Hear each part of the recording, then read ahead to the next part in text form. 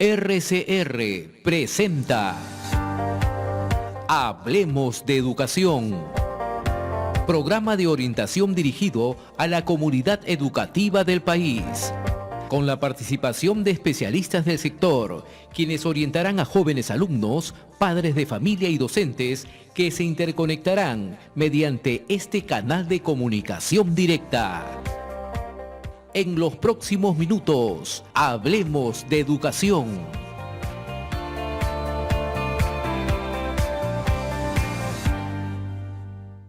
Bienvenidos amigos a Hablemos de Educación, un programa que llega gracias a Red de Comunicación Regional.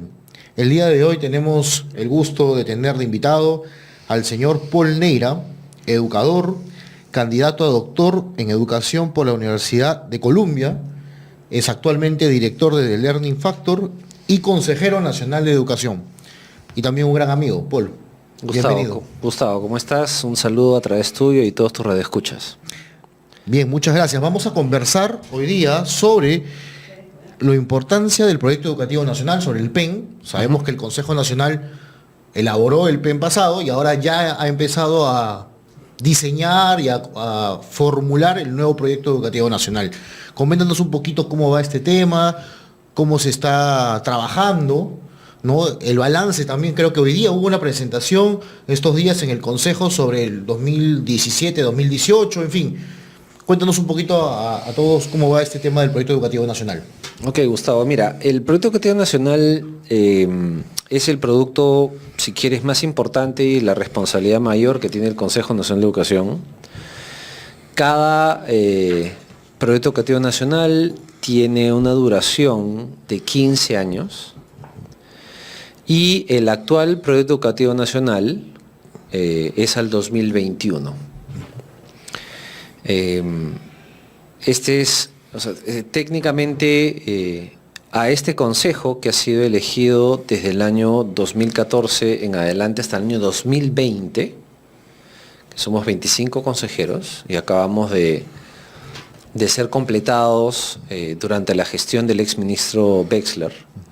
Entonces estos 25 consejeros tenemos la responsabilidad doble de, por un lado, evaluar la implementación del Proyecto Educativo Nacional al 2021 y proponerle a la ciudadanía en general, al Perú, el Proyecto Educativo Nacional al 2036, o sea, los próximos 15 años. ¿Qué es el Proyecto Educativo Nacional? El Proyecto Educativo Nacional es un documento que lo que busca es atender una necesidad fundamental y crucial de la política educativa en el Perú, que es darle continuidad a las políticas. Nosotros hemos escuchado una y mil veces la discusión de que en el Perú hay ciertas políticas que tienen que ser políticas de Estado, no políticas de gobierno, porque los gobiernos pasan, Quinquenio, ¿no? De acuerdo, cada 5 años, pero lo que queda es el Estado peruano, que es esta entelequia, esta forma de arreglo legal con el cual funciona el país. Entonces, en esa discusión, antes del 2005, y en realidad esto arranca en la Ley General de Educación del año 2004, que se recupera después de casi 60 años la idea de tener un Consejo Educativo Nacional, que está en la ley. La gran discusión de esa época, que arranca con el Acuerdo Nacional, que fue el año 2002, y en su, si no me equivoco, es su sexta o séptima política del Acuerdo Nacional, es el tema de políticas de Estado en educación, es que se plantea la necesidad de tener un consejo cuya responsabilidad fundamental sea justamente proponer un proyecto educativo nacional que asegure la continuidad independientemente de los gobiernos y de las administraciones en el sector de educación. Si uno mira en retrospectiva, y justamente este consejo tiene esa responsabilidad de mirar para atrás los últimos más o menos 13 años, desde que está vigente el Proyecto Educativo Nacional, se han registrado un conjunto determinado de grandes líneas de la educación. Algunas de ellas coinciden con lo planteado en el Proyecto Educativo Nacional y otras no, porque es natural que este documento ha sido pensado hace 13 años atrás. Entonces, hace 13 años atrás, por ejemplo, no visualizábamos como colectivo, porque esto fue una discusión a nivel nacional además también, la penetración de los aprendizajes no mediados, los aprendizajes en línea, el crecimiento, digamos, de la matrícula privada, el crecimiento de la matrícula privada en educación superior universitaria, que son fenómenos que se han ido dando a lo largo del tiempo. Entonces, el Consejo tiene la responsabilidad de evaluar eso y plantear al año 2036 las siguientes grandes líneas de la política educativa. ¿Qué es lo que buscan? Es asegurar condiciones de continuidad, independientemente de quién esté sentado en el gobierno y quién sea su ministro o ministra de Educación en su momento. Entonces, nuestra labor es esa. Somos 25 consejeros que representamos en términos legales a 25 regiones del país. Y lo que buscamos ahora justamente es abrir la discusión a una gran consulta a través de la sociedad civil organizada para someter a discusión, en la medida de lo que se pueda, digamos, a todas las personas involucradas en el mundo educativo, que técnicamente son todos los peruanos, porque quieraslo o no, todo el mundo está involucrado, o tiene un hijo, o está estudiando, o una hija, o está estudiando en algún nivel, o se está formando de alguna forma, para encontrar, digamos, cuál va a ser ese derrotero de los próximos 15 años para el sistema educativo peruano. La otra responsabilidad que tiene el Consejo es velar por el cumplimiento del Proyecto Educativo Nacional. O sea, no solo se hace, no solo se evalúa, ni se lanza para los próximos X cantidad de años, sino también año a año nosotros hacemos un balance del avance de la implementación de las distintas políticas o grandes líneas que se han establecido, en este caso, en el documento del Proyecto Educativo Nacional al 2021. Tú lo has dicho, el día de hoy hemos tenido una presentación en la mañana a todo el país del balance de julio del 2017 a junio del 2018, porque hay que establecer, en este caso los balances no son balances año calendario, sino son balances que tienen que ver un poco con el inicio de los gobiernos. Claro. Y como los gobiernos arrancan en julio, el ciclo, digamos, cumple esta función. Y hemos identificado un conjunto, de acuerdo a las 6 grandes políticas del Proyecto Educativo Nacional en 2021, hemos identificado un conjunto de elementos de avance, un conjunto de elementos que están estancados y un conjunto de elementos que deberían ser atendidos y que no están siendo atendidos. Para no ahondar en el tema, digamos, solo quisiera mencionar un par, digamos, de lo que hemos identificado. El primero tiene que ver con una mirada más integral de la revalorización docente. Que es un tema que ya se viene tocando hace mucho tiempo, creo, ¿no? Viene diciéndose. Se viene diciendo, más hace que tocando mucho de tiempo. repente, pero sí, se viene hablando de este tema. Es un tema además que nos toca. Tú eres docente igual que yo, que es una preocupación permanente. O sea, efectivamente, la revalorización del docente en el Perú no se puede identificar solamente o exclusivamente con el elemento de sueldo.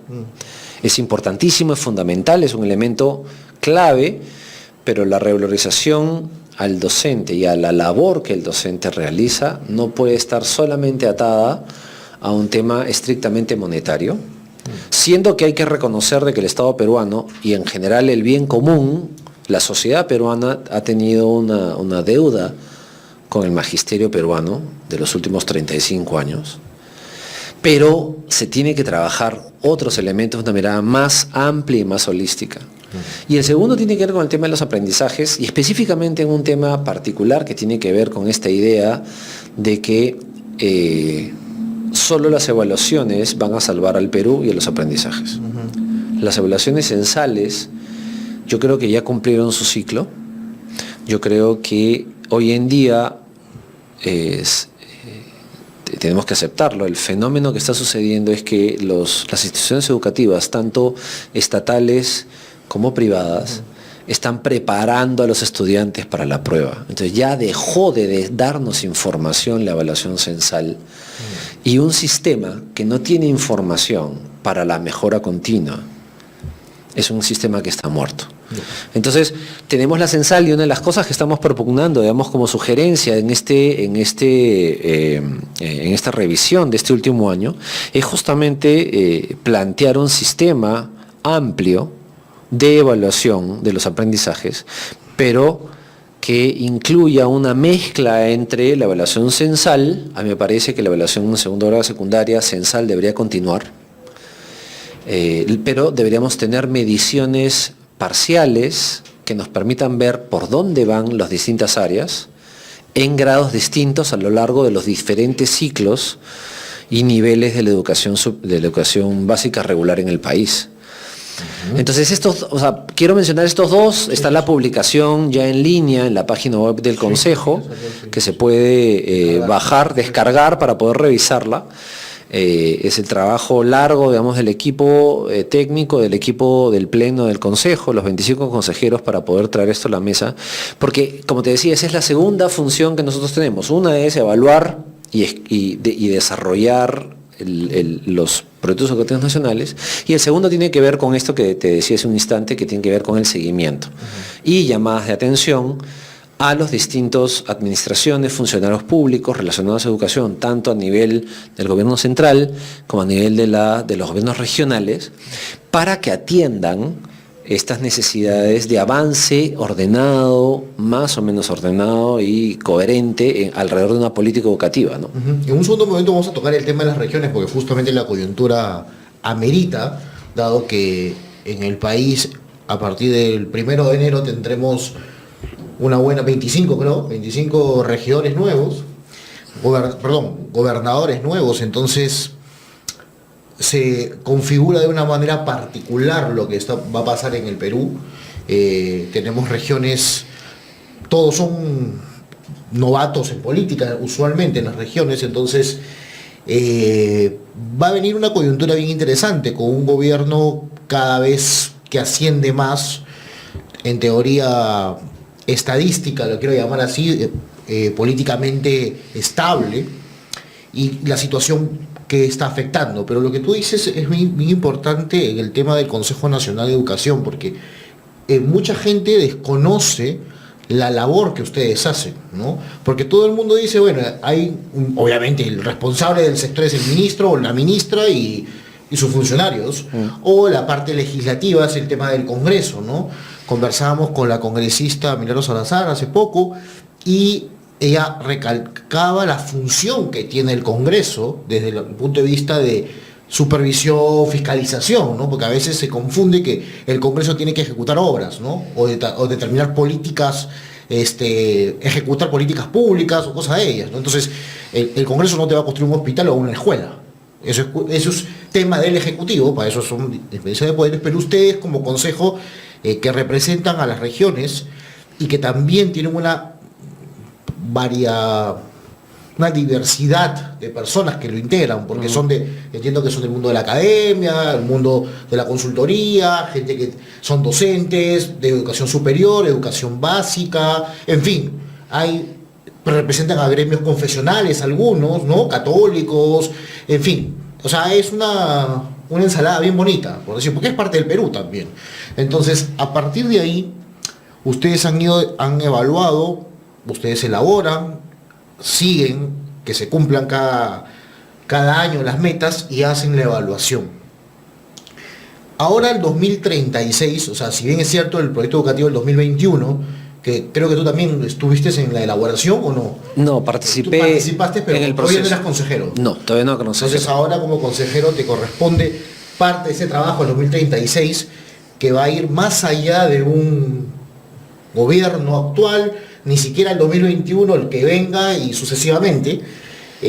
Ha empezado un trabajo, me parece que en noviembre fue que hubo un evento de ustedes, del Consejo Nacional, que estuvo el presidente, en fin, comenzaron a articular y va teniendo varias mesas de diálogo, por lo que estoy viendo, ¿no? De esta manera es la forma que se trabaja, comienzan a trabajar en regiones, o van a las regiones, o invitan a las regiones a que vengan. ¿Cómo se trabaja esa parte? A ver, mira, el procedimiento es en un sentido doble. Tienes uno que corren en paralelo. Uno que es hay toda una discusión que hemos tenido el último año en comisiones de trabajo con los consejeros y con con los miembros del equipo técnico para construir las grandes líneas de lo que desde el punto de vista del pleno, del colegiado del consejo, cree que debe discutirse estas grandes líneas de la política educativa del país. Eso va generando unos productos que son unas descripciones de los problemas que encontramos y un conjunto de soluciones o recomendaciones para cada uno de esos problemas. Ese documento es el que va a salir a discusión a través de ese otro mecanismo. En noviembre hay un evento que llamamos el evento bandera del Consejo, que este es la decimotercera edición de la reunión del Consejo con regiones. Es la reunión regional en que traemos representantes de todo el país, tanto del gobierno como de organizaciones de la sociedad civil representados, para o hacerle el seguimiento a los temas del Proyecto Educativo Nacional o discutir algunos temas, por ejemplo, el tema de la huelga, la situación docente, que fue hace 2 años. En este caso, el corazón y el tema central de todo el proceso ha sido la discusión tanto del mecanismo de consulta, que es una cosa compleja en un país grande y variado y diverso como el nuestro, y en segundo lugar, el documento que va a salir, y hemos recopilado información de parte de ellos que representan a las distintas regiones, de provincias y distritos del país, para incorporar en este documento y tener un producto que sea el producto que se salga a la discusión. En ese mismo evento se lanzó la idea de las mesas de trabajo regionales y nacionales. Entonces, se han instalado a nivel nacional mesas de trabajo que lo que hacen son lugares donde confluyen los funcionarios, los profesores, los padres de familia, la sociedad organizada, colectivos, representantes, movimientos, miembros de comunidades de habla distinta, etcétera, para discutir alrededor de estas grandes líneas que se están planteando en el Proyecto Educativo Nacional. ¿Eso lo financia, el Ministerio de Educación? No.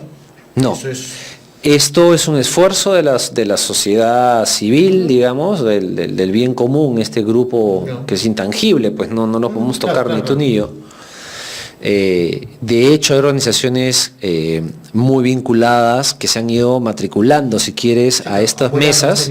Así es. Por ejemplo, en Lima Metropolitana tenemos cerca de 200 organizaciones que están trabajando en estas mesas para ir discutiendo cada uno de los puntos y cada uno de los elementos. Y de ahí tienes en Tacna, en Moquegua, en Arequipa. Yo soy de los consejeros que tiene asignado una macrorregión, y es por tema de azar, me tocó Arequipa, Tacna y Moquegua, para acompañar en el proceso. Van a haber unos viajes a lo largo del próximo año para ir a eventos claves donde se discutan, se recojan una metodología que hemos creado, hemos diseñado para poder atender esta cuestión y poder recoger realmente, si quieres, la voz de las regiones, la voz de la sociedad civil organizada, que permite efectivamente que el día de mañana, cuando se publique este documento, las regiones estén representadas.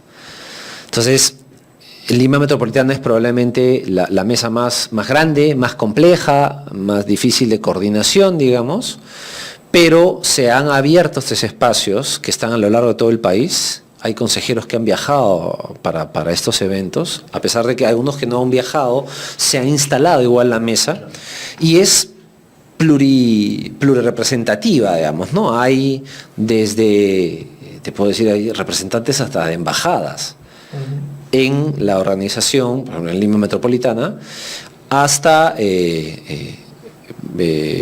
colectivos, movimientos alrededor del tema que les interesa discutir y ser parte de la conversación, que es bien importante para plantear este documento del 2036. Están moviendo definitivamente Las bases. las bases, ¿no? Porque Sí. o sea, no solamente se está quedando en una discusión, vamos a hacer Limeña, digamos. limeña o por lo que está de moda, de 25 notables, por decirlo de una forma, y que se acabó, y ellos son los que elaboran el proyecto educativo, porque No, a veces no. hay una visión errada del tema, y o sea, el padre de familia o la sociedad civil en realidad puede participar y debería participar diferentes gremios en estas mesas de diálogo para esta construcción. No, mira, uno de los grandes temas que se discutió con el equipo en las etapas previas al construir este documento era el rol, digamos, de la participación. O sea, ¿qué entendemos por participación? No solo es generar normas y reglas que impulsen la participación de las personas,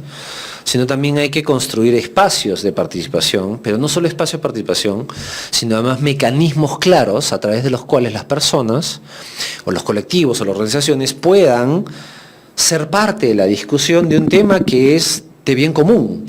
O sea, pocas cosas desde el punto de vista de la política pública tienen tanta importancia, desde mi punto de vista, como la educación en la cosa pública. Sí, sí, sí. Entonces creo que lo que nosotros esperamos es arrancar un movimiento Un movimiento en el 2019 que logre congregar a una montaña de personas que permita tener un espacio y unos mecanismos claros de participación para que su voz sea escuchada. Bien, hemos hablado sobre el proyecto educativo nacional. Tú mencionabas que a ti te ha tocado por un tema de azar algunas regiones importantes, ¿no? en el país. Todas son importantes, pero es curiosamente te toca una de las regiones, bueno, dos de ellas con proyectos mineros muy grandes incluso, como es Arequipa y Moquegua. Bueno, Moquegua es la región del presidente actualmente. Entonces, y estamos en transición de los gobernadores regionales. Entonces, te invito en la segunda etapa de este programa, a hablar un poquito sobre la descentralización del tema educativo y cómo van a afrontar los gobernadores, y algún consejo, algún tip que les puedas dar también a ellos, porque te aseguro que no todos de ellos, de repente el tema educativo sea una prioridad en su agenda. Ok. ¿Listo? Listo. Volvemos, vamos a la pausa. Ya retornamos en Hablemos de Educación. Queridos amigos, volvemos a Hablemos de Educación. Estamos con Paul Neira, que estamos hablando del tema del proyecto educativo nacional, y en este segundo bloque vamos a hablar sobre la regionalización, sobre el tema educativo.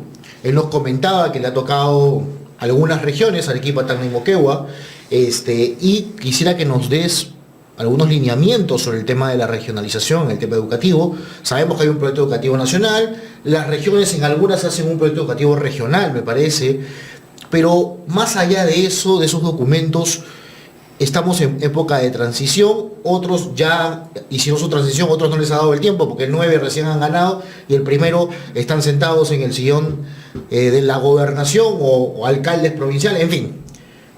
Coméntanos un poquito cómo vislumbras este tema, en el tema educativo completamente en las regiones.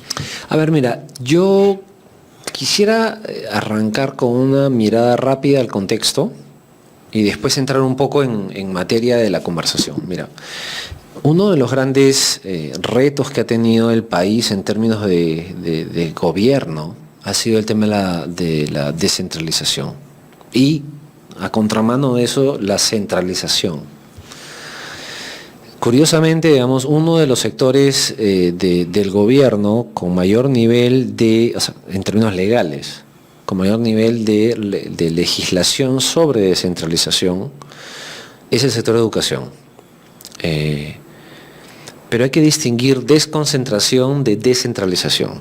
Eso es muy importante. Perfecto. Entonces, pero curiosamente, digamos, el sector de educación es el que más desconcentrado, mayor nivel de desconcentración tiene, y también mayor nivel de descentralización tiene en términos generales. Y tiene un sentido, porque si tú comienzas a ver las dimensiones, el sector de educación está más o menos, en términos así gruesos, digamos, está alrededor de, hay cerca de entre 75.000 y 80.000 instituciones educativas repartidas en el territorio. Ten en cuenta que en el Perú hay un poco más de 1.847 distritos, cerca de casi 400 provincias y 25 regiones, incluyendo el Callao, digamos, la provincia constitucional.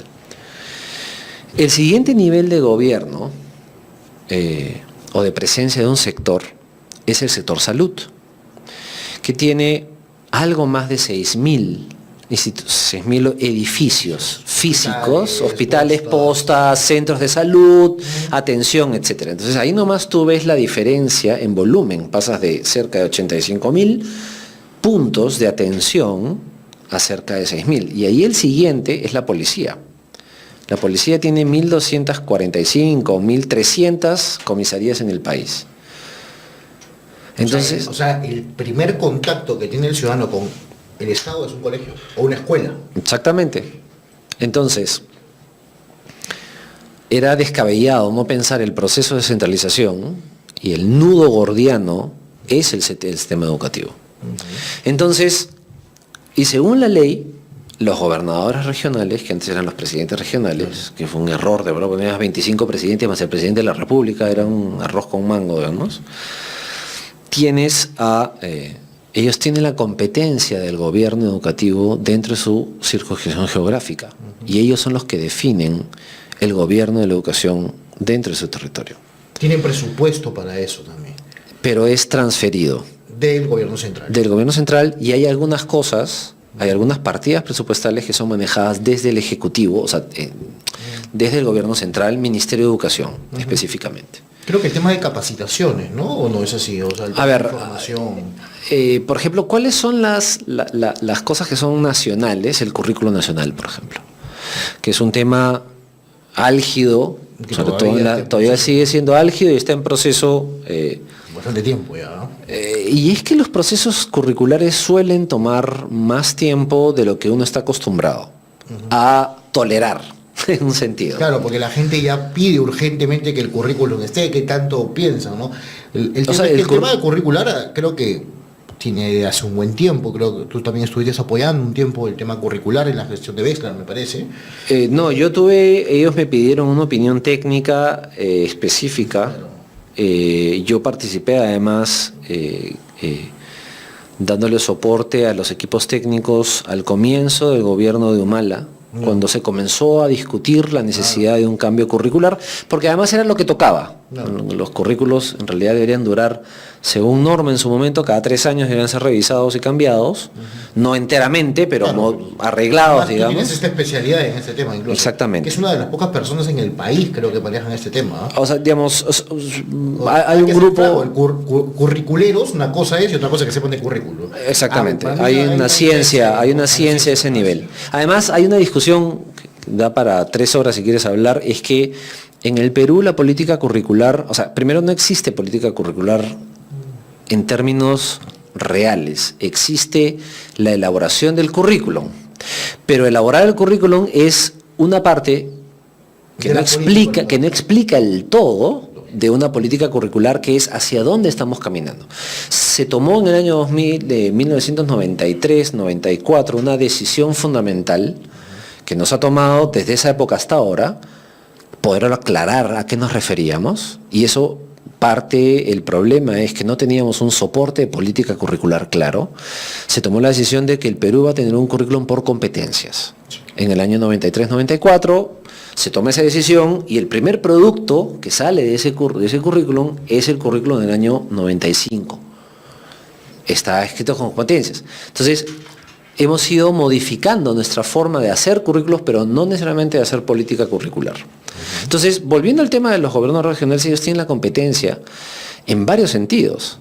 Los procesos de contratación, las evaluaciones, hay una evaluación nacional, que es lápiz y papel en computadora si quieres, y de ahí viene una parte que está manejada a nivel local, en las regiones, que tiene que ver con la contratación de los profesores, y esa es una competencia estrictamente del gobierno regional. La definición, por ejemplo, de toda la parte logística de funcionamiento del año escolar, toda la parte de construcción, es un tema que está mitad, porque una parte está en el PRONIET, que es el Programa Nacional de Infraestructura Educativa, pero quienes realizan la evaluación de los expedientes para la construcción, mejoramiento, refacción, completa o total, digamos, o parcial de los colegios es una competencia estrictamente del gobierno regional. Perfecto. Entonces, el gran reto creo que tienen los gobernadores regionales, a mi modo de ver, es la orientación. ¿Hacia dónde quieren darle la orientación de su política regional de educación? Hay unos que eligen el tema de la infraestructura y tienen razones para hacerlo y todas son válidas. Ya conocemos esta historia permanente de que hay 100.000 millones de soles de deuda en la infraestructura educativa. Que lo fascinante del asunto es que gastamos todos los años entre 3.000 y 3.500 millones de soles y nunca baja. Lo cual es fascinante. Habría que preguntarle al algoritmo, porque fue un algoritmo sobre una base de datos que calculó este número. Bueno. ¿De acuerdo? En base a un censo. Hay unos que quieren darle esa línea y otros que quieren darle, por ejemplo, una línea más cercana hacia el tema de la gestión. Por ejemplo, Piura tiene un modelo muy interesante de gestión regional de la educación basado desde las decisiones de lo que sucede en el colegio. A mi modo de ver, creo que ese es un camino que hay que recorrer. Hay otros que van a tomar la decisión de irse más hacia el tema de los aprendizajes. Hay otros que se van por la tecnología. El gran reto, creo yo, es que el sector de educación es tan amplio que el gobernador, que tiene 4 años de gobierno, tiene que elegir bien sus balas. Políticamente tiene que elegir cuáles son las que puede trabajar y le va a traer réditos también, o una obra en concreto, o más que obra física, o sea, un cemento puesto, sino es qué va a dejar como legado a su región, Así porque es. no va a ser reelegido, o sea, se va. Sí. Realmente se acaba los 4 años y a su casa, ¿no? Entonces el gran reto ahí es, y el segundo creo reto muy importante para los gobernadores regionales, y espero de verdad que tengan la iluminación del Altísimo, digamos, para poder tomar las mejores decisiones, son los equipos. O sea, uno de los grandes problemas que nosotros tenemos en general en el país es que no se ha desarrollado las capacidades en los sistemas de manera equitativa, de manera justa o de manera consistente. Entonces, tienes regiones donde es más fácil conseguir buenos profesionales, buenos técnicos, O que se trasladen. o que sea lo suficientemente atractivo como para poder, digamos, lograr convencer a un funcionario para que viaje y viva con su familia para poder gestionar. Y eso no es equitativo. O sea, la distribución en el Perú de eso no es equitativo. No, justo, te interrumpo con eso, justo hablaba con un gobernador hace poco y me decía, bueno, a mi región van a tener que ir todos a trabajar y van a tener que volver los corregionales a mi zona a trabajar. Yo le decía, pero ¿cómo vas a hacer con uno tuyo si es que ya está asentado en Lima hace unos años y por más trome que sea, es muy poco probable que vuelva a la región, porque no tienes una oferta educativa interesante, incluso sobre oferta educativa, ¿no? Porque tiene hijos en el colegio, ya está, su vida está hecha acá en Lima. Exacto. Entonces, ¿hasta qué punto es posible que vuelva a renunciar cuando los sueldos tampoco no son muy alentadores, si quieres llamarlo de esa manera? Porque un gerente de educación más o menos está en 13.000, 15.000 soles como máximo. Entonces, en provincia puede ser algo interesante. En Lima es un sueldo intermedio, alto, pero igual, o sea, trasladarse una familia, es toda una logística que no es tan sencillo. No, y es un reto. Es un reto, ¿no? Por eso te digo, yo creo que el segundo gran reto que tienen los gobernadores regionales que van a asumir el 1 de enero a las 00 horas, formalmente el gobierno, yo creo que va por esos dos lados. O sea, es elegir cuál va a ser su línea, y la segunda es tener los equipos para poder gobernar y lograr esa visión. Y ahí viene un tema que es bien interesante, y es que cuando tú eliges tanto a las personas como a las líneas que tú quieres trabajar, tienes que tener clara una visión de a dónde quieres llevar tu región en términos educativos. Y allí yo creo que el Proyecto Educativo Nacional te puede dar un conjunto de luces que te ayuden a poder orientar esto. Y en segundo lugar, desde esa plataforma, de esa visión, poder alinearte en la discusión con el sector central, el Ministerio de Educación, que es el que tiene un rol rector en la política educativa del país, pero que además tiene que congeniar, negociar y consensuar estos puentes que le permitan tanto al gobierno regional que va a asumir como a la administración actual poder ponerse de acuerdo para llevar adelante la educación del país. No sería, yo hablaba con uno de ellos, por ejemplo, con una región también, ¿no sería más fácil, digo yo, ver el proyecto educativo nacional y tú decir, bueno, como región vamos a apuntalar a estos objetivos que plantea el proyecto educativo nacional, a este o al otro, en base a esto vamos a trabajar nosotros en nuestra región? Va a ser mucho más fácil que incluso dialoguen con el Ministerio de Educación porque están articulados en una política nacional. Más grande. Es mucho más grande. O sea, el minero no les va a decir, no lo hagas, porque, oye, o sea, está dentro de la política, está dentro de tus lineamientos, tú estás yendo por aquí, yo también voy a ir, y vamos a sumar esfuerzos, no hacer dos programas a la vez, ¿no? O sea, voy a ser muy claro, hace poco, el Ministerio de Educación, no hace poco, ya hace un tiempo, y acaba de terminar la primera promoción de estos 15.000 directores en el tema de gestión. Pues hay regiones que están pensando hacer un nuevo programa de gestión, cuando se sabe que viene una segunda promoción. O sea, sería duplicar esfuerzos, gastar plata en algo que ya lo está haciendo el gobierno central. Exactamente. Entonces, ante eso te chocas otra vez. Entonces, el director de un colegio va a ver, tengo el programa de la región, tengo el programa de la UGEL, tengo el programa del Ministerio de Educación. O sea, ese señor no tiene vida. Entonces, es un poquito, claro, algunos dicen, no, pero ese tema de la planificación no les da la vida, ¿no? Lo que tú mencionas es cierto, pero el día a día les gana, y te lo digo con franqueza, ahorita en muchas regiones están viendo quiénes asumen los puestos. Suena feo lo que voy a decir, pero a veces muchos de estos puestos son dados por favores políticos, por no decir otra cosa. Entonces, claro, ya copas de gente que a veces del sector o del tema sabe muy poco. Entonces, y dices, bueno, y empezamos, y llegaremos a julio, y esa región X tiene 20% de ejecución presupuestal, ¿no? Acaba el año y acabó con 25. O sea, de hecho, el primer año de gobierno, estos son ciclos históricos, digamos, desde que hay gobiernos regionales en el país, desde que hay regiones. Se ha claramente encontrado que el primer año de gestión, de la entrante gestión, cae significativamente la capacidad del gobierno y de su equipo, evidentemente, de ejecución presupuestal.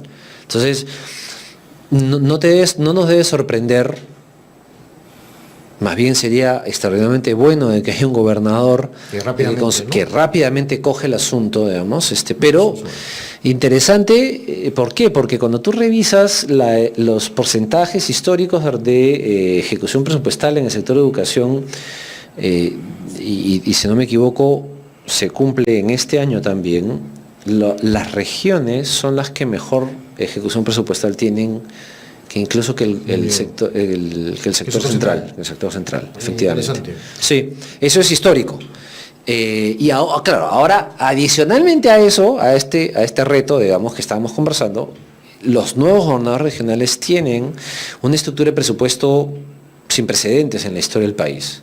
O sea, hablo de presupuesto de la República, en las cuales las regiones tienen ahora más fondos, más recursos a su disposición. Creo que la relación es 60-40. El sector central tiene 40% del presupuesto y las regiones tienen 60%. Entonces, a mí me parece, desde un punto de vista estrictamente de economía política, me parece una apuesta muy osada del actual gobierno, bien riesgoso, porque podría ser que se le caiga mucho la capacidad de ejecución presupuestal, pero es una señal interesante. Que finalmente... Y aposta por la descentralización y todo esto. Con todo lo complejo y no definida y no concluida que está el proceso de descentralización en el Perú. Sin embargo, me parece una buena señal, pero volviendo a los gobernadores regionales van a tener un reto enorme a ese nivel, porque finalmente, mira, yo quería poner solo un último tema respecto al contexto que tienen que enfrentar los gobernadores regionales. Y es que ¿En qué momento podemos discutir de que haya un gobierno regional que no esté haciendo más de lo mismo? O sea, una de las preocupaciones que yo tengo es que venimos haciendo lo mismo hace mucho tiempo y no hemos conseguido resultados distintos.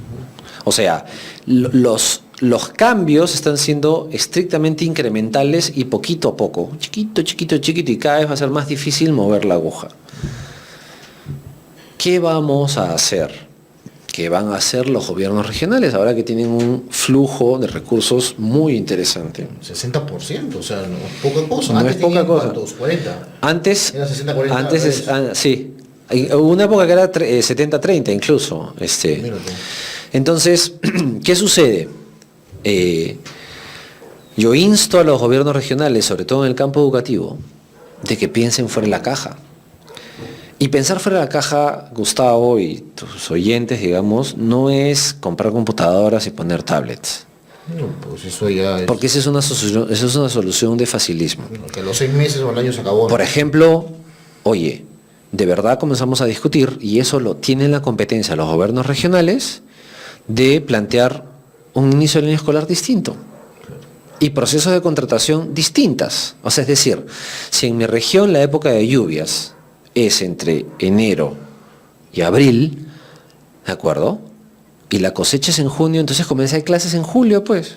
¿Cuál es el problema? ¿Se va a caer el mundo? ¿El ministro de Educación te va a decir que no?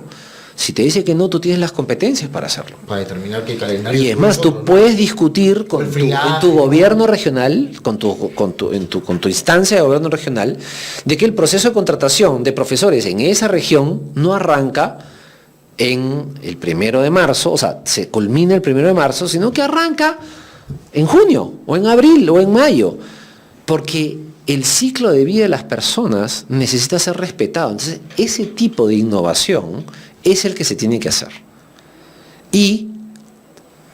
Pero no simplemente, o sea, yo no digo que esté mal ni estoy condenando de que se compren computadoras, es importante, pero eso no es suficiente. Hay otras condiciones que son necesarias para poder construir respuestas mucho más interesantes de innovación educativa, y que ellos, que tienen además la capacidad de hacerlo, son más chicos que el gobierno central que maneja todo el país, puedan ellos efectivamente conseguir una serie de soluciones que el sistema necesita y que por X razones las distintas instancias de gobierno no lo están viendo. Claro, definitivamente. O sea, qué interesante cambiar el año escolar en diferentes regiones, sería toda una logística, más aún para el Ministerio de Educación, porque claro, la repartición de los textos o los materiales tendría que ser escalonados de acuerdo a esto, pero a veces no llegan a los tiempos los materiales porque no está para todo el país, pero si fuera segmentado sería mucho más fácil. Claro, pero es una discusión estrictamente logística. Sí, totalmente de acuerdo. Estrictamente logística, ¿por qué? Por la simple y sencilla razón de que tú puedes hacer las compras. Eso además exigiría al Ministerio de Educación hacer compras del libro de textos no el año anterior a la entrega, sino con una previsión de 2 o 3 años ex ante. Actualmente están en ese proceso, creo, ¿no? Están tratando de ajustar los procedimientos que le lleven a que ellos tengan una provisión de compras de libro de texto 2 años antes. Lo cual es un avance casi la noche y el día respecto al funcionamiento como tenemos ahora. Sin embargo, en esa lógica, tú sí puedes construir estos procesos de innovación desde el punto de vista de la gestión, que son innovadores. Claro, y no se está metiendo en algo ilegal, algo que está mal, que está en contra de la ley, cosas de eso. No, para nada. No, para nada. Exactamente. Qué interesante que ojalá que los gobernadores puedan escuchar un poquito más sobre esto. Ojo, y hay una serie de oportunidades súper interesantes. Hay en el tema de las tabletas y la introducción de la tecnología en el aula, está programado un proceso de entrega de tabletas gratuitas que además no tienen que ser comprado con recursos de la región. Es parte de un tema de FITEL, que es una parte del Ministerio de Transportes y Comunicaciones, por la red dorsal de fibra óptica, que está llegando a las capitales de provincias de toda la zona andina del país. Hay que comenzar a ver las oportunidades que ya existen para construir políticas y acciones en beneficio de la educación. No, hay regiones que tienen el famoso canon minero, exactamente. otros fondos sociales que podrían trabajar En fin, no necesariamente tiene que ser recursos del Tesoro Público, ¿no? Para poder trabajar. No, además tienen mecanismos como las APPs, las obras por impuestos, claro, que son mecanismos bien interesantes que les permitan a ellos atender la necesidad. El tema es que hacer una APP, si no hay capacidades, es más complejo, ¿no? O sea, lo que tú decías, ¿no? ¿Qué funcionarios están para que puedan llevar el proceso de una APP en lo que demore, ¿no? 6 meses, 1 año, a veces te demora un poquito más, menos, dependiendo. ¿Qué funcionarios tienes y cuán capaces son para poder llevar estas iniciativas, ¿no? Lo más fácil es, en la caja tengo 2, entonces necesito los 2 soles que tengo, ¿no? Entonces, y ya, salió, ¿no? Pero hacer una obra por impuesto también, por ejemplo, es interesante, en fin. El tema es el desarrollo de capacidades de estas personas que asumirán, y no solamente la gobernación, sino las gerencias o la dirección de educación y sus equipos. Lo cual es, muchos de ellos son profesores, y no con eso yo también soy profesor, pero que no han tenido experiencia de gestión y menos de gestión pública. Entonces eso es un tema todavía que el Perú poco se ha trabajado. Tiene que avanzar. Ahora, ten en cuenta también, Gustavo, de que la descentralización, como la conocemos ahora, arranca en el año 2004. O sea, digo, ni siquiera está en la adolescencia. O sea, tiene 11, 12 años, digamos. Entonces, creo que hay una oportunidad de oro en este año, con todas sus complejidades. Con la complejidad de que no todos los gobernadores han sabido gobernar, o sea, han gobernado antes una región, porque no ha habido reelección.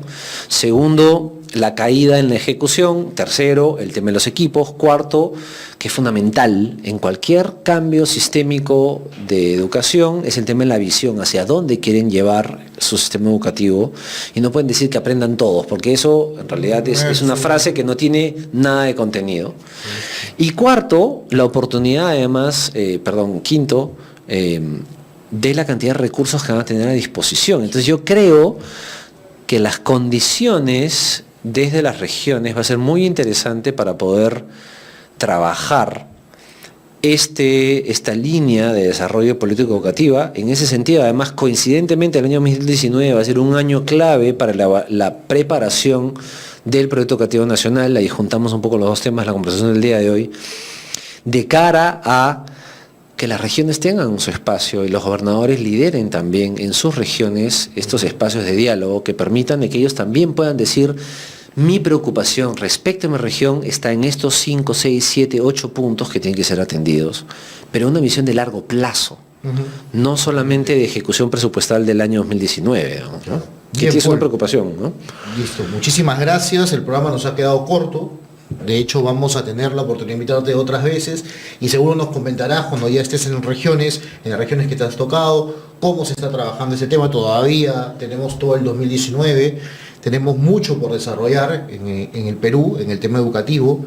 Creo que es importante que se escuchen nuevas voces también en este sector y poco a poco vaya cambiando un poco el discurso, más que politizado, si no se haga política propiamente y se haga ejecución y realmente en el centro estén los estudiantes, estén los padres de familia, estén la sociedad, en el fondo los peruanos, los ciudadanos que queremos formar. Listo, muchas gracias, esperemos verte en otra oportunidad por acá y nada, muchas gracias queridos amigos y esto es Hablemos de Educación. Hemos presentado Hablemos de Educación con el licenciado Gustavo Nakamura. Hablemos de Educación.